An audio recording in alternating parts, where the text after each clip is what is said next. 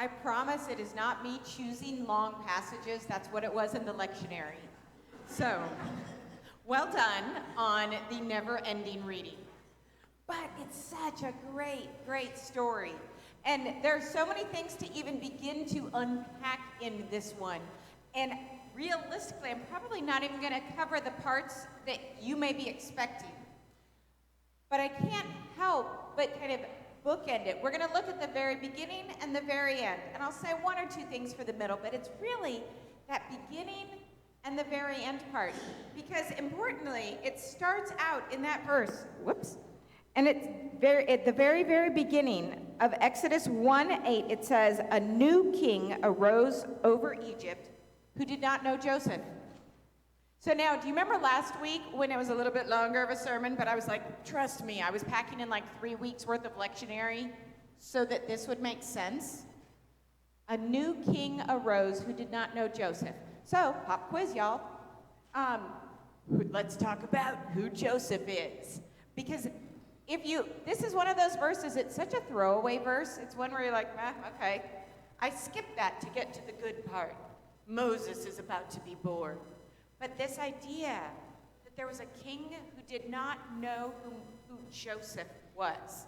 And so, let's do kind of our little pop quiz. So remind me, who were Joseph's parents? That's Grandpa. It's all right, but you tried. The rest of them for shame. Okay, so we've got Jacob. And do you remember Mom? Rachel. So we've got Jacob and Rachel. And then who were Jacob's parents?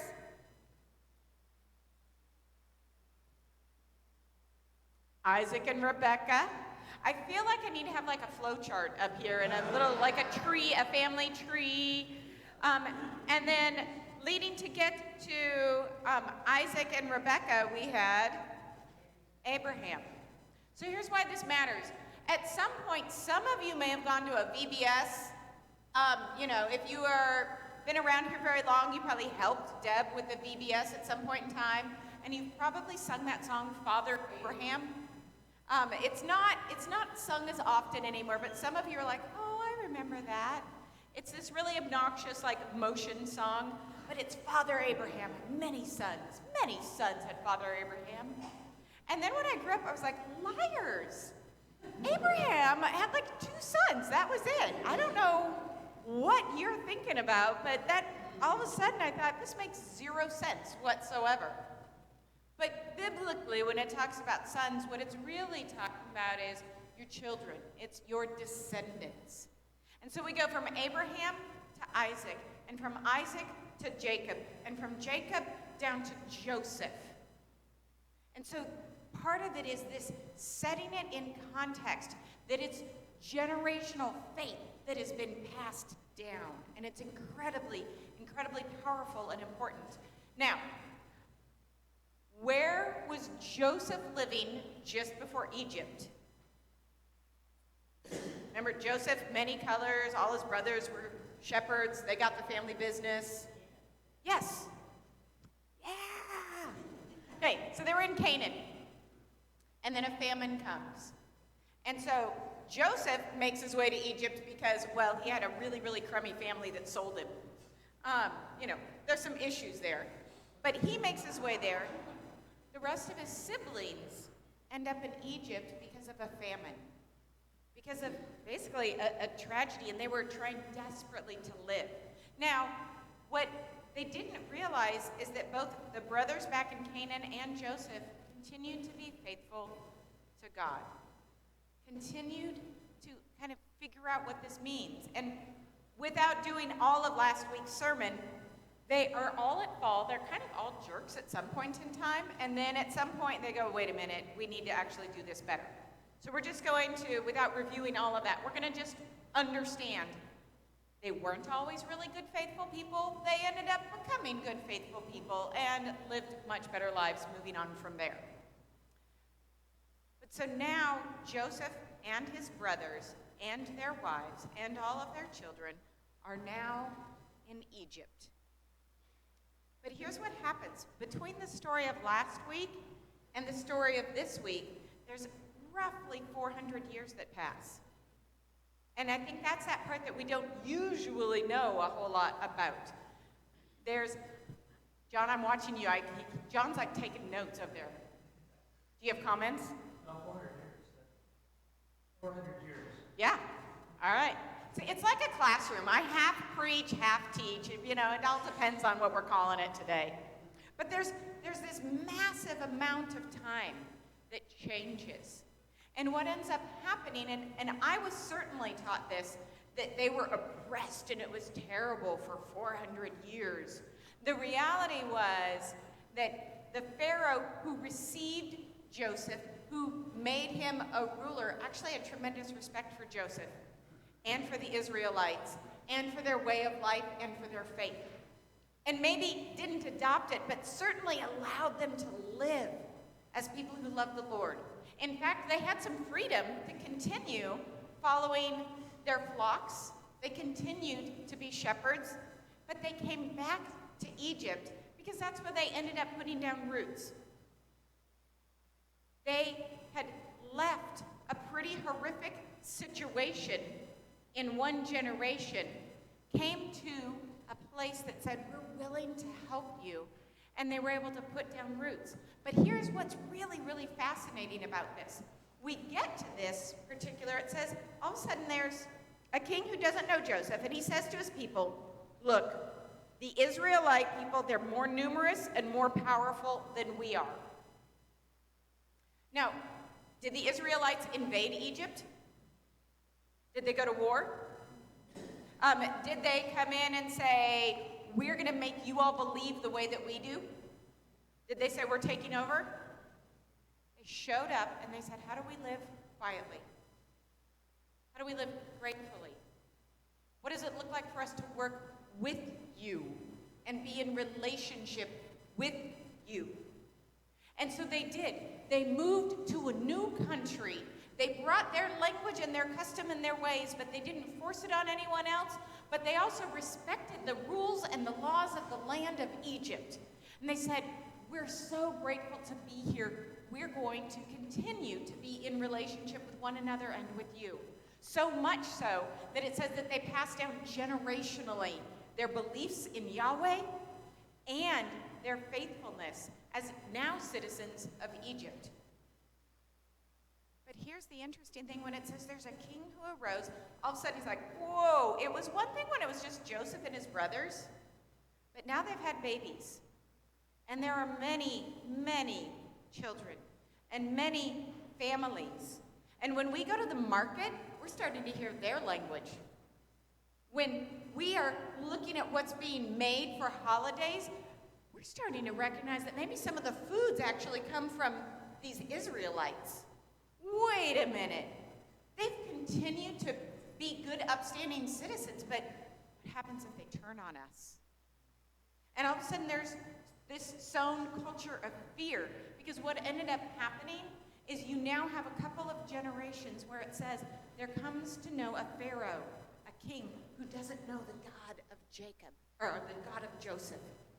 And really, what ends up happening at this point in time, that Pharaoh is so afraid of the immigrants who have shown up, who have been faithful, who have been kind, who have not warred, who have actually come in and made their place a better place to live. All of a sudden, they're afraid of them because, well, they're not Egyptian.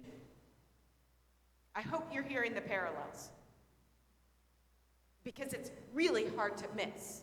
But it's also part of the reality of the story. It was somebody who didn't know and so became afraid of. Instead of getting to know the people and saying, what are you like and what does this mean? And maybe it's been a generation since we've spent time with one another, but let's talk about who you are and what you believe and who we are and how do we live peacefully together. And instead, the Pharaoh starts going, whoa, I bet they're going to try to harm us. I wonder where those thoughts come from. Maybe when you're the person who is usually the oppressor, you assume if somebody else even has a chance, they're going to behave the way that you would.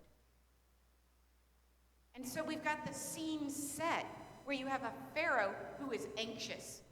Now, we could also talk about what's going on kind of at that time historically, and my very brief version is, people around them were actually doing pretty well. The Babylonians and the Assyrians, their kingdoms were rising. And so Pharaoh was going, whoa, Egypt was always a major player. We were the ones who helped everybody during that famine. But wait a minute, now other people can stand on their own? What if we're no longer the ones that everybody depends on? What if we're no longer the ones that people turn to when they need a loan, or they need help, or they need grain, or they need protection? And this anxiety takes over. And so this Pharaoh, who did not know the God of Joseph, is now living as somebody who is anxious and worried and making assumptions about those people who don't look like him and don't sound like him. And so we've got this scene set for something that's pretty horrific. I received an email this week from somebody I've never met. Her name is Sue. And that's not even a made-up name. That's just, her name is Sue. And she lives somewhere back east. We have a mutual friend, and because of that mutual friend, and I always love this, she sent me an email and said, because you live in Arizona, I thought you might be near the border. And I thought, well, we're kind of a big state, but okay. I get it. You know, when you're that far east, they have no idea what our geography is like. But she said, our church that is back east is a part of an asylum welcoming community. And so it's been everything from Afghan refugees when all of that was taking place and they were being evacuated to the U.S., they came to their church for 2 months to then get paperwork processed and then to move on. And they've been in that's been one of their ministries. So we got to hear about some amazing ministries from Carolyn. That's one of the ministries this particular church does, and they've been doing it for probably 25 years. They have Sudanese in the past, several over time. Well, from that, she's gotten to know different people in different places. And she said, somebody in Texas, there was a young man in Texas who contacted her and said, my sisters are in Florence in a detention center, and we don't know how to talk to them. Can you send somebody to check on them? And she said, I'm on the East Coast. So-and-so knows you. Can you make it to Florence? And I thought, well, you don't get to just drive there and knock on the door. You know, show them my cross and say, you should let me in. It'll be fine. That's not quite how it works. But I thought, what an interesting thing as we have exchanged back and forth. And she said, these particular sisters, they've ended up in a detention center. They have officially been arrested. They were coming from a horrific situation where they were lacking safety and food. And they were fleeing. And they did not understand exactly what was happening. They paid, ultimately, a coyote in order to try to come to safety, but there was a car accident.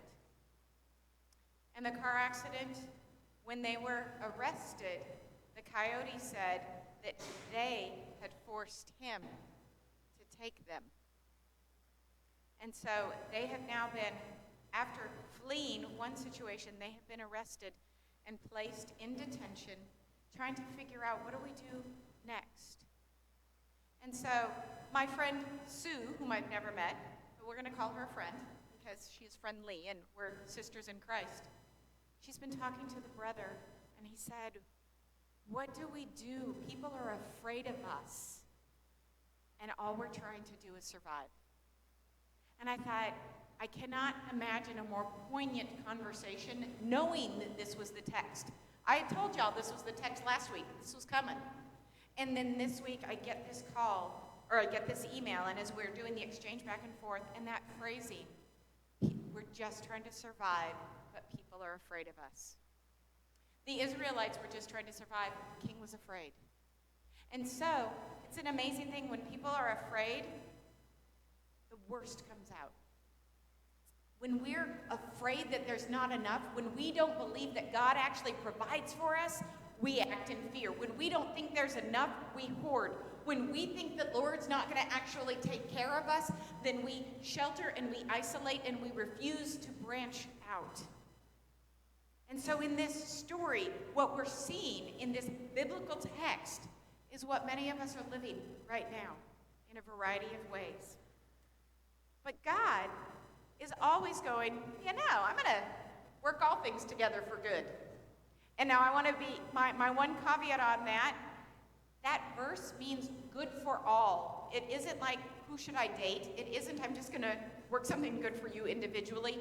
That verse in Jeremiah says, I'm going to work all things together for good. And so God is always trying to work toward that. Sometimes it's slower than I would like. So what we see is this horrific setting of what's happening in Egypt. And the babies, Pharaoh says that they're to be thrown into the Nile. Says they're to be killed. And the honest answer is some were. But some weren't. And there were some really clever and creative women who were like, oh, nah, I'm going to figure a way around that order. And I love when they're like, those Israelite women, they're not like us. They're like, they just walk and the baby falls out and they keep walking. I don't understand it. We're not even there. It happens so fast. And I thought, it's a little bit of a big fish tale, but all right, way to come up with something creative. And so from that, what we know is that ultimately, who we know to be Moses is born. And so this is that part where usually that's the big ticket on kind of this story and in this passage. But here's what I want to do. We're going to skip to the very end now of this text. Because this was one where the first time I learned this and heard it, I thought, I'm sorry, what? In fact, I will tell you what I'm about to share with you. When I learned it, it was while I was engaged to my husband. And we were having some conversation about the Bible. And he said, Moses doesn't mean drawn out of the water. And I was like, yes, it does. It says it in the Bible. And he went, no, it doesn't. And I was like, do you even love Jesus? What is wrong with you? I'm really not kidding. This was like a sad confession part of my life. Because I thought, but it says it in there. And not even kind of hints at it. It literally says it. And he said, it really doesn't mean that linguistically. And I thought, you and your ridiculous languages, you're super annoying. For those of you who don't know, my husband has a PhD in Hebrew Bible, and he also does Babylonian and Akkadian and Ugaritic and a few other old dead languages. And so when he's telling me it really doesn't mean that, and I just thought, I feel like my entire world has just shifted, and I don't know what to do now. And I really did ask him, do you even love Jesus? Through tears. Because I said, well, but if it's in there, is it true? And he's like, oh my gosh, sit down, I will explain it to you. And so here's the deal. We get to this end of the passage where it says, Pharaoh's daughter says to the woman who's now been nursing this baby, or who found the child, take this child and nurse it for me, and I will give you wages. Pharaoh's daughter talking to, ultimately, Moses' mom. So the woman took the child and nursed it. When the child grew up, when she weaned the child, and back then, the reality is, Moses was probably somewhere between 3 and 6 years old. We don't have a lot of hard data, but it would have been much more normative to have kept a child with you until they were fully weaned, and fully weaned would have been well into toddler or early childhood. It says, when the child grew up, she brought him to Pharaoh's daughter, and the child became Pharaoh's daughter's son. And Pharaoh's daughter named him Moses, because, she said, I drew him out of the water. Now here's why this matters. Moses doesn't mean drew him out of the water. But it does if you're writing it from an Israeli perspective, so stick with me for just a moment.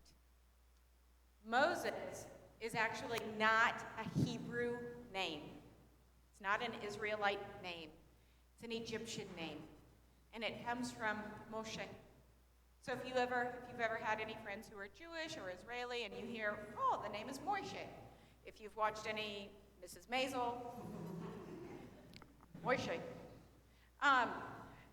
But this name Moses, in Hebrew, it sounds like a word that means drawn out of water, but really it is an understanding of that similar to Ramses or Ramshay and Moshe, who would have been brothers.